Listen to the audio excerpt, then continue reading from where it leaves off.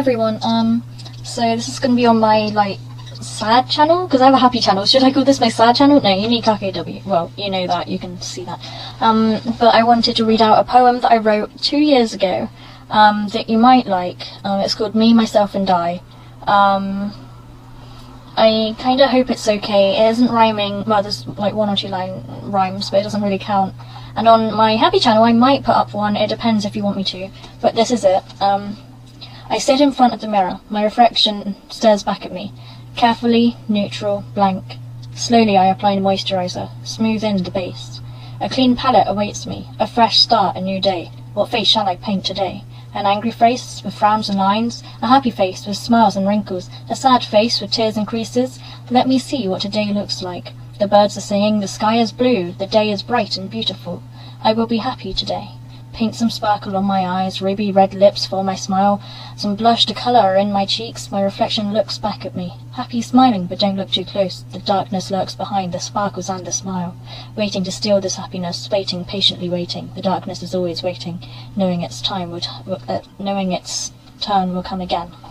Now, it's really not very good. I have done others, and I think I might try and read out another to you, but I don't know if I can find it, but I will try and do that now. Okay, it took me ages, but I found it, and I'd forgotten just how long I'd made it and just how depressing it was, but hopefully you'll like it, well, or at least think it's good. So, here we go. And this could be triggering some people, it's probably not, but it could be, just at the end it's quite sad. And it's, by the way, nothing about me. I'm always scared that if people ever find it and read it, they'll think I'm writing about myself. Well, I'm not. I'm definitely not. Someone with an opposite life from me. It's just about a girl whose life is really perfect, and then suddenly just so many little things go wrong that she can't take it. And it's called Absolutely Nothing. I mean, that's the actual name of it. Absolutely Nothing. Once, on a yellow piece of paper with green lines, she wrote a poem, and she called it Shane, because that was the name of her dog, and that's what it was all about. And her teacher gave her an A and a gold star, and her mother hung it in the kitchen door and read it to her aunts. That was the year Uncle Bob took all the kids to the zoo, and he let them sing on the bus. And her little sister was born, with tiny toenails and no hair, and her mother and father kissed a lot, and the boy around the corner sent her a valentine signed with a row of X's. And she had to ask his father what the X's meant, and her father always tucked her into bed at night, and was always there to do it. Once, on a piece of paper, on a piece of white paper with blue lines, she wrote a poem, and she called it Autumn, because that was the name of the season, and that's what it was all about. And her teacher gave her an A, and asked her to write it more clearly, and her mother never hung it on the kitchen door, because of its new paint. And the kids told her that Uncle Bob smoked cigars and left the butts on the pews, and sometimes they would burn holes.